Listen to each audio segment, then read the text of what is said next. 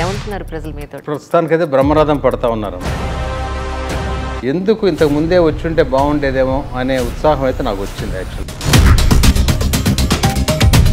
ఎందుకురా బాబు నా బిజినెస్ నేను చూసుకుంటే సరిపోయింది, ఇది ఇంత కష్టం నాకు ఎందుకు అని ఏమన్నా ఒక్క సెకండ్ అనిపించిందా? 15 సంవత్సరాల నుంచి ప్యూర్గా రాజకీయాల్లోనే ఉంటుంది.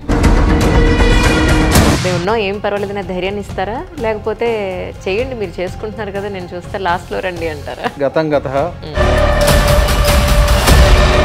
చాలాసార్లు అన్నారు ఆయనే మీ రాజకీయ గురువు అని. అందులో ఏమాత్రం సందేహాలు లేదు. మాకు తెలియని కొన్ని మేజర్ పాయింట్స్ ఉంటాయని చెప్తారు. పోటీ ప్రచారాలు ప్రతిదీ నేర్చుకొని మళ్ళీ చేయాలని అనుకుంటారు. విజయవాడ వెస్ట్లో ఉన్న సమస్యలు, మీరు గుర్తించిన సమస్యలు అంటే ఏం చెప్తారు? అది బిగ్ లిస్ట్ అమ్మా, అది ఒకటి కాదు. వాళ్ళ స్థితిగతులు చూస్తూ ఉంటే ఒక పక్కన చాలా బాధగా ఉంది. బట్ ఎవ్రీడే అన్ని మెట్లు ఎక్కటం, అక్కడికి గ్యాస్ సిలిండర్ తీసుకెళ్లాలన్నా, ఏదన్నా సామాన్ తీసుకెళ్లాలన్నా, బియ్యం బస్తా తీసుకెళ్లాలన్నా, అలాంటి ప్రాంతంలో ఉన్న ప్రజలకి కూటమి నుంచి ఇగో రాజకీయంగా ఈ కూటమి ఇలా ఏర్పడింది, మన ఇక్కడ ఏపీలో ఉన్న రాజకీయ పరిస్థితులు ఇలా ఉన్నాయి, ఇవన్నీ వాళ్ళకి ఏం తెలియదు. కూటమి ఏంటి, మంచి చెడ్డ, హిందూ ఏంటి. ఒకవేళ మీరు కనుక విజయం సాధిస్తే నిజంగానే దాని కులమతాలకి అతీతంగా మీ విజయం వచ్చిందని గట్టిగా మాట్లాడాల్సింది. మోడీ గారికి కమ్యూనిటీ బేస్డ్ వచ్చారా వారణాసిలో? లేదు కదా. కేసీఆర్ గారు కమ్యూనిటీ బేస్డ్ వచ్చారా? రాలేదు కదా. ఎలాంటి వాగ్దానాలతోటి ప్రజల్లోకి పెడుతున్నారు సార్? ఏమేం చేస్తున్నారు? వాగ్దానాలు అంటే ఏం చెప్పారు? పశ్చిమ నియోజకవర్గానికి ప్రత్యేకంగా చూస్తే మౌలిక సదుపాయాల మీద ఫోకస్ చేస్తామని, తర్వాత నా ఆశ ఇక్కడికి వచ్చినాక ఒక ఆశ కలిగింది.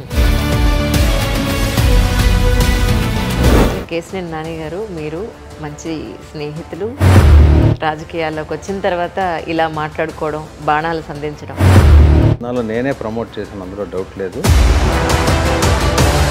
ఈ రోజు అతనికి ఆ స్థితి ఎందుకు పట్టిందో నాకైతే భగవంతుడికే తెలియాలి, నాకు తెలియదు. పవన్ కళ్యాణ్ గారిని పర్సనల్గా మీరు కలిసారని, సో అందరు మీడియా అంతా కూడా ఒక ఫోకస్ పెట్టింది. యాక్చువల్లీ మెయిన్గా పవన్ కళ్యాణ్ గారిని కలిసింది ఏంటంటే, పొత్తు అనేది ప్లస్సా మైనసా సార్? ఇప్పుడున్న పరిస్థితుల్లో పొత్తు కరెక్టేనమ్మా. 2019లో కూడా పొత్తులో వెళ్ళుండుంటే మీ ఉద్దేశ ప్రకారం ఎందుకు కంప్లీట్ అవ్వలేదంటారు sir Polavaram? Lack of political will. ఈ 5 సంవత్సరాల్లో నేను అబ్జర్వ్ చేసినంత వరకు ఢిల్లీలో మళ్ళీ ఆంధ్ర మాల్యాతో పోల్చడం మీకు ఎలా అనిపించింది? నిజం లేనప్పుడు ఛానల్లో చూశాను సార్, హారతి ఇచ్చిన లేడీకి మీరు మంగళహారతి వేశారని చెప్పి, సో అప్పుడే డబ్బులు పంచడం మొదలు పెట్టారా? విద్యార్థులకి అదే పని కదా, అది ఎలక్షన్ కమిషన్ కదా అడగాల్సింది.